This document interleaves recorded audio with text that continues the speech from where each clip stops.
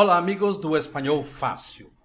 Nesta videoaula nós falaremos sobre o nosso primeiro ano de atividades, ou seja, estamos completando um ano de canal e logicamente que falaremos fazendo uma retrospectiva e destacando alguns temas que nós tratamos durante estas aulas que tivemos neste primeiro ano. Ok? Então, no vídeo de hoje, ele se resume a comemorar esse primeiro ano de atividades, falando sobre os 50 vídeos que nós já fizemos e os principais temas dos quais nós falamos durante todo esse tempo, ok? Mas como sempre fazemos, vamos corrigir o exercício que foi deixado da aula passada. Na aula passada, nós falamos sobre como combinar um encontro com as pessoas utilizando estruturas no espanhol. E então, o exercício era o seguinte. Escribe a pergunta correspondiente para cada resposta. Apareceu na letra branca a resposta e o aluno, quem está participando das aulas, teria que elaborar uma pergunta certinha que combinasse com a resposta que aqui aparece. Então, na número 1, aparecia a resposta. Bueníssimo. Buena idea. A pergunta poderia ser, ¿vienes conmigo al partido? ¿Vienes conmigo al partido? Buenísimo. Buena idea. La número 2, la respuesta es, a mí me parece bien a las 10:30. A pergunta, logicamente, está se referindo ao horário. Então, diz, a que hora quedamos? A que hora nos vemos? E a resposta, a mim me parece bem a las 10:30. A pergunta 3 seria a seguinte, quando quedamos? Quando nos vemos? Já que a resposta que aparece é, pode ser qualquer dia. Me parece estupendo qualquer dia. Pode ser qualquer dia. Então, a pergunta, logicamente, está se referindo ao dia. Número 4. A resposta é, donde tu prefieras. Quer dizer que a pergunta poderia ser, donde quedamos? Donde nos vemos? Como a resposta aparece a partícula donde, que indica lugar, a resposta, a pergunta seria onde a pessoa quer se encontrar, ok? Então, exemplos de como podemos elaborar uma pergunta e uma resposta para combinar um encontro com uma pessoa em espanhol, ok? Esse era o exercício de tarefa da aula passada. Vejamos então o nosso tema. Un año compartiendo nuestro español. Entonces, estamos celebrando nuestro feliz cumpleaños de curso, de videoclases, de actividad del canal Español Fácil. En ese periodo, y hablando de esa retrospectiva, tenemos un año de actividad semanal, en cual em semana nenhuma faltou um vídeo. Já temos 50 videoclasses.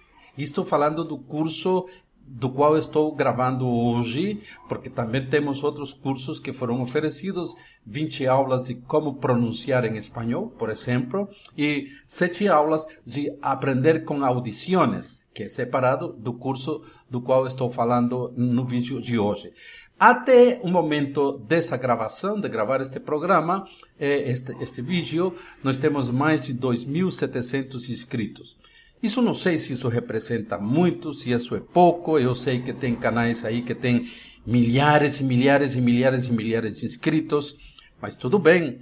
O primeiro vídeo que foi feito, não tínhamos nenhum. Um ano depois, nós estamos com mais de 2.700 inscritos. Obrigado para todos os que têm confiado esperar cada semana as nossas videoaulas. Então, por isso que estamos totalmente satisfeitos de ter esse número de inscritos e esperamos que todos estejam curtindo e desfrutando muito as nossas aulas. Na aula de hoje, vou tratar de pelo menos 10 destaques que consideramos, e eu considero que é importante para o aprendizado do espanhol. Logicamente que os outros temas, todos os tratados nos 50 vídeos que temos feito durante este primeiro ano são importantíssimos. Para aprender um idioma, são muitos detalhes. E no final, vou falar um pouco também de como pode ser feito para quem estuda sozinho em casa, acompanhando videoaulas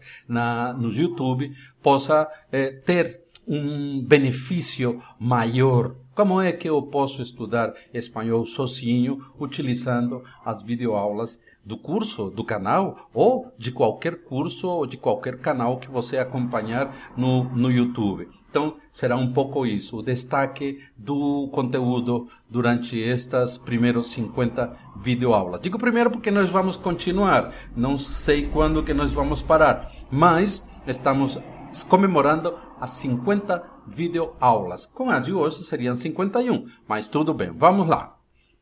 Destacando a videoclasse número 1, que foi importantíssima, e sobre esta videoaula nós é a que mais tivemos visualizações, muitas visualizações, e as pessoas ao assistirem o vídeo da classe número 1, gostaram muito da forma como foi tratado o tema de pronúncia, como pronunciar em espanhol.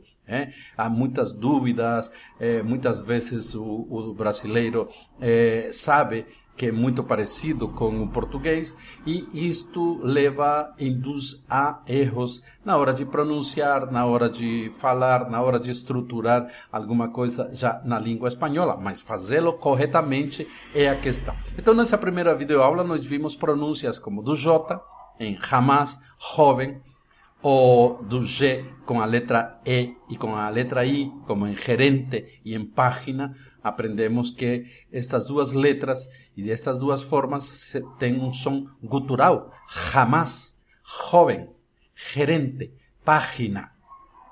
Nós vimos também que as letras L, como em llave, ou em sello, ou o Y, que em espanhol se llama Y, ou letra Y, pode pronunciar-se de maneiras diferentes dependendo da região em que ela se fale. Por exemplo, llave ou sello, como se fosse um LH, ou llave ou sello, como se fosse um I, ou llave, sello, como se fosse um DJ, ou chave, sello, como se fosse no Uruguai e na Argentina. E yo, em alguns lugares se diz yo, o payaso, que sempre tem, quando o Y está no meio da palavra, sempre vai ter um som de I, exceto no Uruguai e na Argentina, que também se pronuncia payaso. Muito bem, ou alguma coisa parecida, essa é a forma como é pronunciada nessas regiões. Também vimos que em espanhol existe o som nasal da letra N, ou seja, uma N com esse tiozinho em cima, se llama letra N, que em espanhol suena nasal, como se corresponderia ao NH do português. Niño, caña. Alguém me perguntou, me disse que estava tendo dificuldade em pronunciar esta letra em espanhol. Eu não sei por quê, porque é só fazer o som do NH do português. Em português usamos unha. Se escreve U-N-H-A, unha. Em espanhol se escreve U-N-A, unha. Basicamente é isso, caña, caña de açúcar. É assim, caña, senhora, senhor, nha, nhe, nhi, nho, nhu. Vimos também que há uma polêmica sobre a letra B e letra V, ou seja, B grande e B pequena, se pronunciam igual em espanhol. Tanto uma quanto a outra tenham o mesmo som. Sim e não. Nós vimos nessa aula número 1 que é diferente, ou seja, se nos casos como bosque, vê que nós juntamos os lábios na hora de pronunciar bosque. Também quando pronunciamos bolar, estamos nos dois casos iniciando a pronúncia, então aí é um som oclusivo, que se chama em espanhol, quando juntamos os lábios, bosque, bolar. Mas quando um espanhol, quando um latino pronuncia as palavras abanico e pavo, já o som já não é abanico nem pavo, não é pavo, é pavo, abanico. Né? É como que se alguns dizem que Falar espanhol é como que se tivéssemos uma batata quente na boca e estaríamos já fazendo a pronúncia espanhola. Abanico, pau. Pau. Eres um pau. Um abanico. Então veja que nesse som nós não estamos juntando os lábios. Isso foi umas dicas interessantes que foram dadas na aula número 1. Também interessante é ver como se pronuncia o R, a letra R. Carta, carta. Em espanhol, o R é sempre vibrante, por isso que o latino, o hispano, tem dificuldade no aprendizado do inglês, porque o R espanhol é muito mais forte, muito mais marcante do que o R do português. Então, carta, carta. Muitos brasileiros têm muita mais dificuldade de pronunciar o R, como no caso de rostro, ou o R final de sílaba, como em carta. Alguns fazem carta, outros dizem rostro, não é ro, não é som gutural. Então, isso foram detalhes que me parecem interessantes e que foram tratados na videoaula número 1. É só ir na videoaula número 1, se inscrever no canal, ir nessa aula e você vai ter todo o que foi dito amplamente numa aula que dura mais de 15 minutos falando só sobre pronúncia. Videoclasse número 3. Na número 3, além de ter visto os artigos na videoaula número 2, quais são os artigos em espanhol, masculino el e su plural los, feminino la e su plural las, vimos um detalhe muito interessante que faz a diferença interessante também entre o espanhol e português, para evitar o portunhol, que é quando em espanhol existem somente duas contrações que ocorrem quando se junta a preposição a e o artigo masculino el para construir a contração al. Ou a preposição de mais o artigo masculino el para construir del. E só essas duas contrações existem no espanhol. Isto porque, em português, existem muito mais contrações que se unem duas palavras para formar uma só. Já no caso espanhol, as demais formas são sempre separadas. A, la, a, las, de los, de la, en el, en las, por las, en una, e etc, etc, etc. É só assistir a videoaula número 3, onde está bem detalhado com muitos exemplos. Todas as aulas têm vários exemplos para que quem vai acompanhando o curso tenha como praticar. E elaborando, seguindo as dicas que se dão, possa construir seus próprios exemplos dessa videoaula. Na videoaula número 4, ou videoclasse 4, vimos um detalhe também muito interessante. Palavras heterogenéricas. São aquele tipo de palavras que em português tem um gênero e essa mesma palavra, escrita de maneira muito parecida e que tem o mesmo significado nos dois idiomas, mas muda o gênero.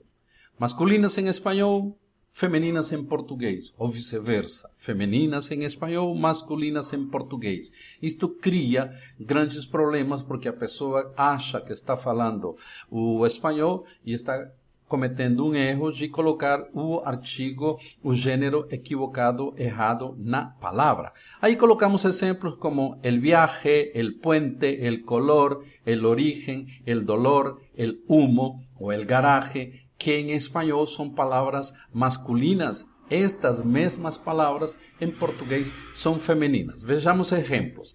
Este viaje está buenísimo. E lógico que se a palavra muda de gênero, todos os elementos da oração têm que mudar de gênero. Este é masculino, porque viaje é masculino. Não posso dizer esta viaje está buenísima. Não, porque a palavra viaje é masculina. Este, buenísimo. Concordância de gênero. Os idiomas devem ter a sua concordância. O outro é, el primer color de la bandera es lindo. El primer color. La palabra color es masculina. Lindo, masculino. A concordância de gênero aí entre el sustantivo y el adjetivo. No se ve ningún puente sobre el río. No se ve ningún. nenhum é masculino, puente masculino, então tem que ser feito dessa forma. Deja el coche en el garaje más iluminado. El coche, el garaje, iluminado. Todo en masculino. Então, el garaje es masculino, iluminado tem que ser masculino. Tienes que acabar con ese dolor intenso. Dolor es una palabra masculina, o pronome demonstrativo tem que ser masculino, o adjetivo tem que ser masculino, como aparece nesse exemplo. Aí, nesse mesmo momento, vimos o contrário, as palavras que em espanhol são femininas e em português masculinas, como la costumbre, la sal, la nariz, la sangre, la leche, la señal, la miel. Logicamente que na videoaula aparece um número maior de palavras. Aqui estou só fazendo uma retrospectiva, ou seja, não são somente essas palavras que mudam de gênero. Existem muitas mais. Mas colocamos como exemplo estas. Exemplos nas frases. La sangre le salía por la nariz a chorros. La sangre, femenino, la nariz, femenino. La sangre le salía por la nariz a chorros. O sea, quer dizer, a grandes quantidades, a borbotones. Me encanta la leche fría. La leche, en español es femenina. La leche fría. Como leche es femenino, el adjetivo fría tiene que ser femenino. Usamos la sal gruesa en la carne. La sal, palabra femenina, gruesa, adjetivo femenino. Muy bien. Tienes la mala costumbre de putear. Tienes la mala costumbre. Costumbre es femenino, mala, adjetivo, entonces adverbio, mala tiene que ser femenino. Putear, você tem um costume ruim de xingar os outros. Estamos en esa frase. Esta miel no es buena ni original. Esta miel no es buena ni original. La palabra miel es femenina, por tanto, o demonstrativo é feminino. Na videoaula número 6, vimos outro detalhe muito importante. Por quê? Porque o brasileiro, quando está aprendendo espanhol ou quando acha que sabe falar espanhol, mistura muito. Por aí ele ouve falar muito. Depois ele ouve falar muito. Aí ele generaliza e vai falando uma coisa e outra. Não, para evitar o portunhol é bem importante sabermos que existem regras para usar muito como para usar muy. E é muito simples. Vejamos que muito geralmente vai anteceder substantivos, ou basicamente antecede substantivos, nomes. Tiempo, mucho tiempo, el tiempo. Dinero, mucho dinero, dinero, substantivo. Comida, mucha comida. Comida é substantivo, portanto, mucho antecede substantivos. Também vai acompanhando os verbos. Gana mucho, trabaja mucho, viaja mucho, etc. ¿Ok? Mucho peor. El mucho antecede los comparativos peor y mejor. Antecede los adverbios de tiempo después y antes. Mucho después, mucho antes. Los adverbios de cantidad, mucho más, mucho menos. Esos son elementos que la palabra mucho, que puede ser femenina, mucha, y muda de género, muchos y muchas, antecede. Ya muy, básicamente, antecede adjetivos, no substantivos. Yo no puedo decir muy tiempo, muy dinero.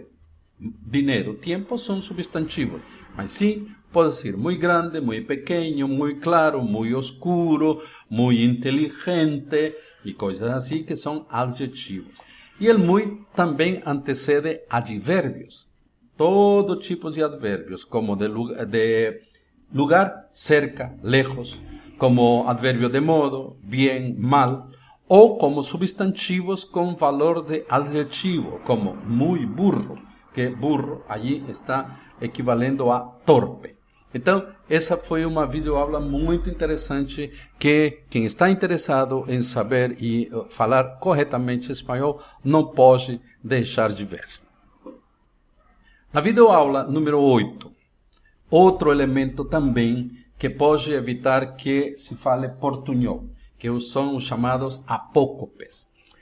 Existem palavras como uno, bueno, alguno, primero, tercero, grande y cualquiera, que são acopladas ou abreviadas em determinadas características. Então, em vez de dizer um homem, um dia, um ano, digo um homem, um dia, um ano.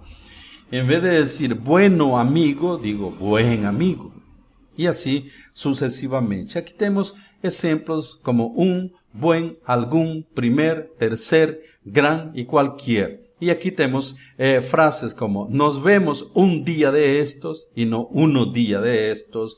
Hoy hará buen tiempo y no bueno tiempo. España gana el primer lugar en tenis, primer lugar y no primero lugar. Ha sido una gran sorpresa verte aquí, gran y no grande sorpresa. Sé que llegará a cualquier momento e não llegará a qualquer momento. Então, nessa videoaula, você tem mais exemplos e tem outras características de apócopes em espanhol, ok? Na videoaula 11, nós falamos de horários. Por que falamos de horários? Porque há certas diferenças interessantes que devem ser destacadas quando se fala em horários em espanhol e quando se fala em português. Por exemplo, es la 1:15. Quarto, para o espanhol, são 15 minutos. Em vez de dizer es la 1:15, que também pode dizer assim, se diz es la 1:15. A hora em espanhol se divide em 4 quartos de hora.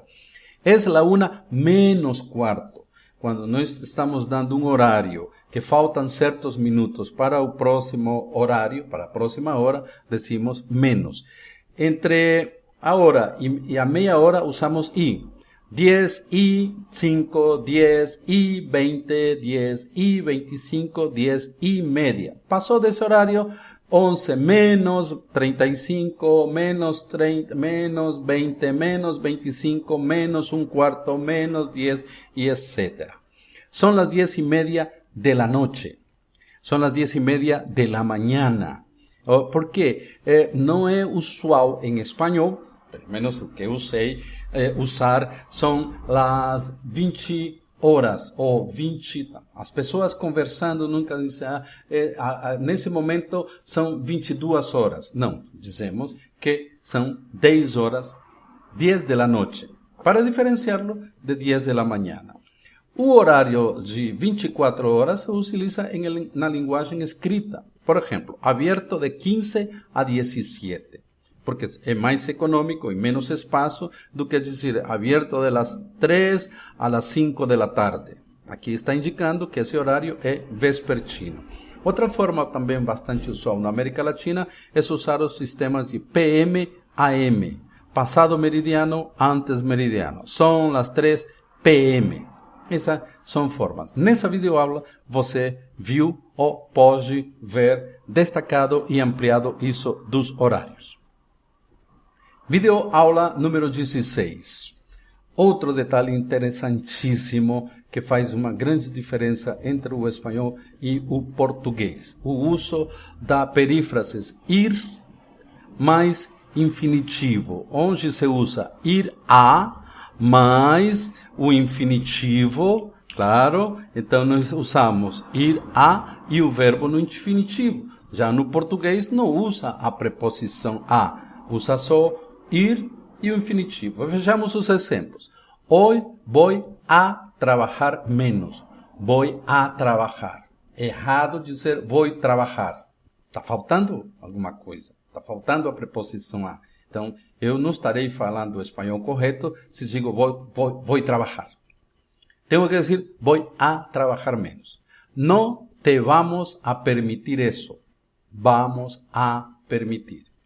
Fuimos a dejarla en su casa. Fuimos, verbo ir en el pasado, a, preposición a, dejar, infinitivo do outro verbo. Iré a verte así que pueda, ¿vale? Iré a verte así que pueda. Iré, verbo ir, a, preposición, ver, infinitivo do verbo. No íbamos a volver nunca más. No íbamos, nós não íamos voltar nunca mais. Então, aí, íbamos, verbo ir, a e volver. Esse é um detalhe importantíssimo para se ver na videoaula número 16. Videoaula número 19. Videoclasse 19. Uso dos pronomes átonos ou pronomes pessoais oblíquos ou de objeto direto e de objeto indireto. No espanhol podemos ter me, primeira persona, te, segunda pessoa, le, se, lo, la, terceira pessoa, nós, a primeira do plural, os, a segunda do plural, que equivale a vosotros, e em português a vós, les, se, los e las da terceira do plural. O interessante nessa videoaula é a diferença que há em relação ao português quando se coloca esse pronome antes e quando se coloca esses pronomes depois do verbo. Vejamos os exemplos. Voy a verla. Estou viéndola. O verbo ver está no infinitivo. Viéndola está no gerúndio, ou seja, quando o verbo está no infinitivo ou no gerúndio e também no imperativo, esses pronomes somente podem vir depois do verbo. Eu não posso dizer em espanhol, voy a la ver, ou estoy la viendo. Não posso utilizar um pronome antes do infinitivo ou antes do gerúndio, ok? E como se usa antes do verbo? Quando o verbo está conjugado no presente, no passado ou no futuro, em qualquer tempo que não seja infinitivo, nem gerúndio, nem imperativo. Exemplos. La veré mañana. O pronome la está antes do verbo veré, porque está no futuro. El chico me deja nerviosa. Me deja. Eu não posso dizer el chico déjame nerviosa. Ellos no se conocieron. Se, porque o verbo conocer está no passado. Eu não poderia dizer ellos no conociéronse. Mi madre nos hacía cosquillas.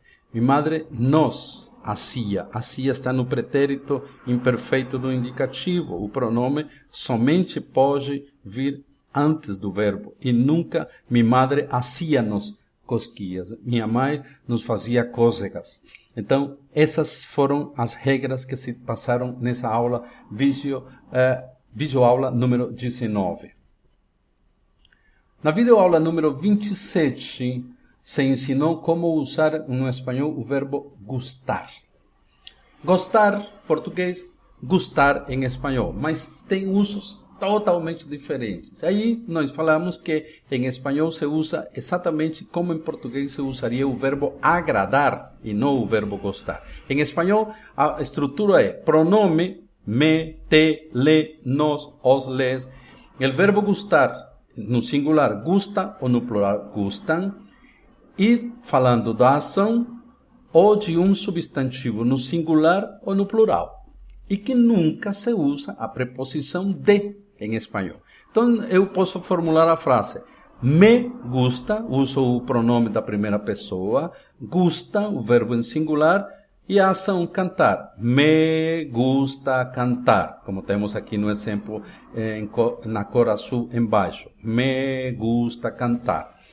Eu posso usar te gusta la música. Le gusta el fútbol. Me gusta la música, te gusta el fútbol, le gusta la música, etc. Nos gusta la música, nos gusta el fútbol. Veja que apesar de mudar o número de pessoas da ação, o verbo gustar continua no singular, porque estamos falando de la música e del fútbol. Eu não vou falar nos gustan la música. Não, isso é errado. Gustan, vou usá-lo quando estamos falando de várias coisas, como no exemplo aqui, las artes e las fiestas. E nessa aula vídeo número 27, falamos muito sobre esse tema do verbo gostar. Na videoclasse, ou videoaula número 33, também vimos outro elemento muito interessante, que é como em espanhol a grande diferença de quando vou usar o pretérito perfeito composto e o pretérito indefinido. O pretérito perfeito composto se forma com o presente do verbo haver e o particípio do verbo principal. E o pretérito indefinido é simplesmente o passado.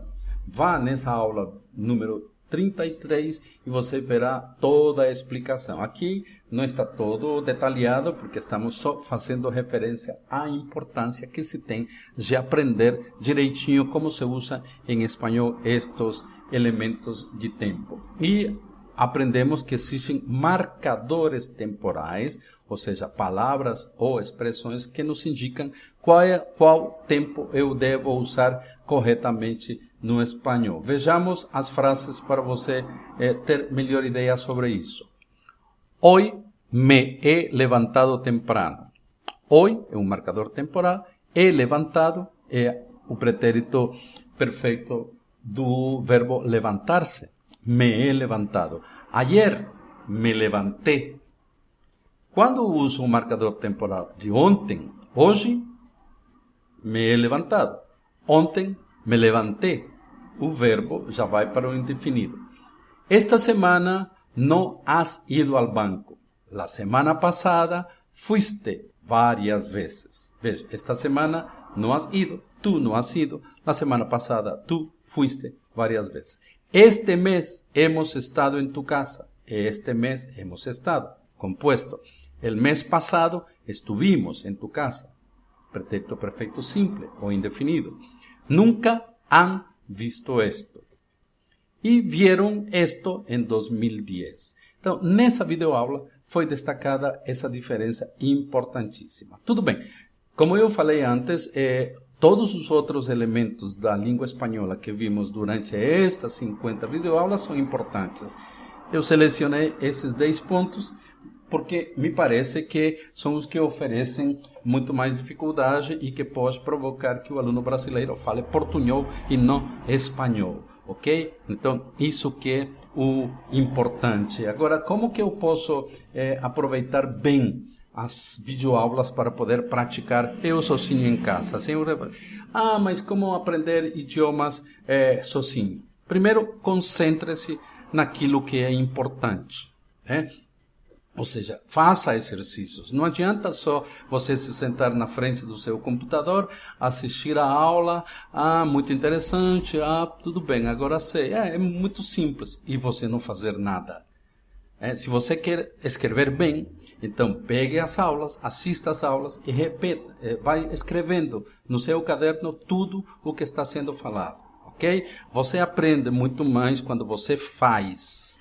Se você só assistir, você não vai aprender. Pega a primeira videoaula, é de pronúncia. Então, escuta, repete. Escuta, repete.